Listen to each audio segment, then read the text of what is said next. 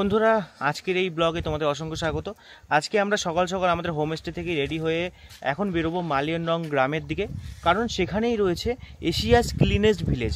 এবং সেখানে তার পাশে আরেকটা হ্রদ রয়েছে, রিভার রয়েছে, যেটা কিনা এশিয়াস ক্লিনেস্ট বলতে গেলে রিভার।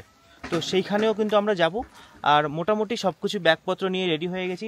সকালবেলা জামা কাপড় সব ভিজে গেছে বৃষ্টিতে। বৃষ্টির জায়গা, ওয়াইডেস্ট প্লেস, বৃষ্টি হবে না তা তো হতে পারে না।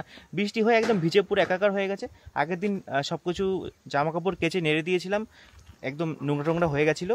তো কি আর করা যাবে, ভিজে গেছে। তাড়াতাড়ি আমরা গুছিয়ে টুছিয়ে ডিকির মধ্যে ভরে নিয়ে এখন আমরা বেরিয়ে পড়বো আমাদের পরবর্তী ডেস্টিনেশন মালিয়ানরং গ্রামের দিকে। এখান থেকে মালিয়ানরং গ্রাম হচ্ছে অ্যাপ্রক্স 77 কিলোমিটার দূর। যেতে আমাদের সময় লাগবে 1.5 আওয়ার্স মতো সময় লাগবে। দেখো, এখানে আসলে একটা জিনিস তোমাদের মাথায় রাখতে হবে, এখানে রুল রেগুলেশন কিন্তু খুবই স্ট্রিক্টলি এরা ফলো করে।